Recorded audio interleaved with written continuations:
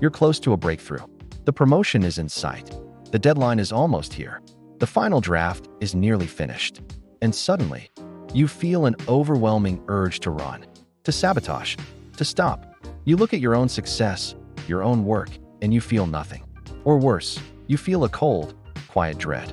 The dread that someone will finally tap you on the shoulder and say, "The game is up. We know you don't belong here." You feel like a fraud, a tourist in your own life.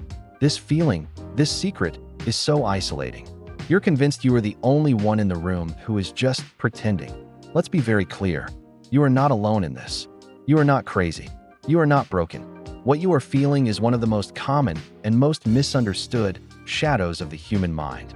It's called imposter syndrome. And the very fact that you feel it is the greatest proof that you are not an imposter at all. Part 1. The anatomy of the feeling. The feeling is a contradiction. It's a disconnect between the external reality and your internal story. The reality is, you are here. You got the job. You earned the grade. You have the skills. The evidence is all around you. The internal story is, I got lucky. They were just being nice. I fooled them. It's only a matter of time before they find out. So you live in a constant state of low-level anxiety. You dismiss praise. When someone compliments your work, you feel a jolt of discomfort. You say, "Oh, it was nothing," because in your heart, it feels like nothing. It feels like a performance you barely survived. You overprepare. You work twice as hard as anyone else, not to get ahead, but just to feel like you're not falling behind. You check and recheck, obsessed, because you believe your real level of competence is so low that only perfection can mask it. Or you self-sabotage. You procrastinate. You turn things in late. Why? Because it's safer. If you fail because you procrastinated, you have an excuse. It's less painful than trying your absolute hardest and failing, because that would prove the fear was true all along. This is the cage you live in. The cage is built from a single toxic belief. My success is a mistake, and my failure is inevitable.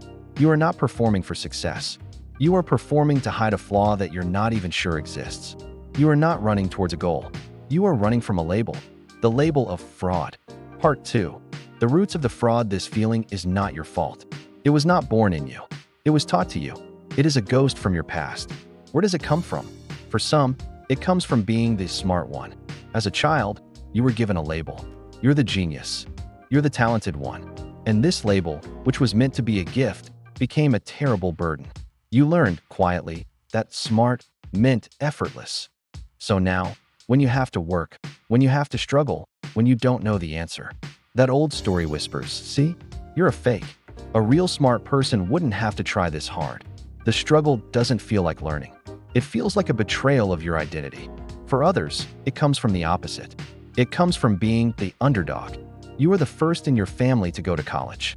You are the only person of your background in this new, strange environment. You look around, and no one looks like you. No one sounds like you. You feel like you've been smuggled in. Every success feels like you're breaking a rule. You're not just succeeding for yourself. You're carrying the weight of proving you belong at all. The pressure is immense, and the fear of being sent back is constant. And for many, it comes from a home of conditional love. You learned, very early, that love and approval were not free. They were earned. They were earned with good grades, with perfect behavior, with achievements. You didn't get praise for being. You got praise for doing. So now, as an adult, you don't know how to separate your worth from your performance. A success doesn't bring you joy. It just brings relief. A temporary pause in the anxiety. You finish the marathon, and your first thought is, "I have to find another race, or they'll realize I'm not a real runner." Do you see? This isn't a problem of competence. This is a wound of belonging. This is a story about your worth. And the good news is, stories can be rewritten. Part 3. The path to clarity. The goal is not to never feel imposter syndrome again. You cannot fight a shadow to death. You will only exhaust yourself. The goal is to turn on the light. The goal is to see the feeling and not let it hold the pen. The goal is to separate the feeling from the fact. The feeling is, I am a fraud.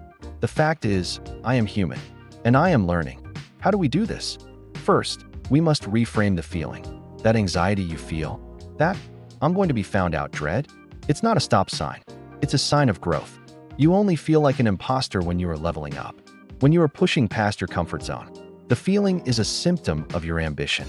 It's a sign you are taking on challenges, and you are supposed to be uncomfortable. So when you feel it, your first thought should be, good. This means I'm growing.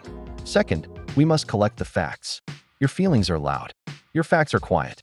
We must give your facts a voice. Get a notebook, a private file, and you will write down every small victory, every compliment you've ever dismissed, every project you've completed, every deadline you've met. Not the big, flashy wins, the small, daily evidence of your competence. You are not doing this for ego. You are doing this to build a case. You are building an objective, factual report that you can read back to yourself when the feelings get loud. You are becoming your own, honest witness. Third, you must speak the shame. Impostor syndrome thrives in silence. It lives in the dark. It's a secret you hold, convinced you're the only one. The moment you speak it, it begins to die. Find one person, a mentor, a friend, a therapist, and say the words, "I know this sounds crazy, but I feel like I'm a total fraud, and I'm scared I'll be found out." Watch what happens. They will not gasp. They will not laugh. 9 times out of 10, they will breathe out and say, "Me too."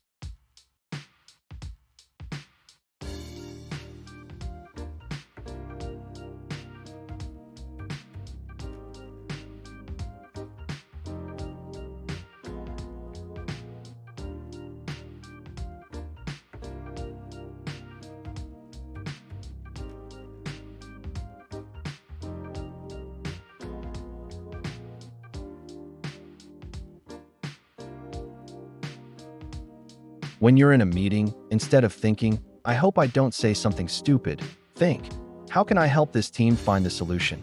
When you're writing, instead of thinking, "I hope they think this is brilliant," think, "How can this writing help one person feel understood?" This shift is subtle, but it is profound. It takes the unbearable spotlight off of you and places it onto the work. You are no longer proving. You are participating. You are no longer faking. You are contributing. You are not an imposter. You are a person in progress. You are a student, learning as you go. And there is no shame in that. In fact, it is the most honest and most courageous thing a person can be. The feeling may not vanish, not all at once, but it will get quieter. To the passenger seat. You will learn to hear it, nod at it, and keep your hands on the wheel. Because you don't just deserve to be in the room. The room is better because you are in it. Go do the work.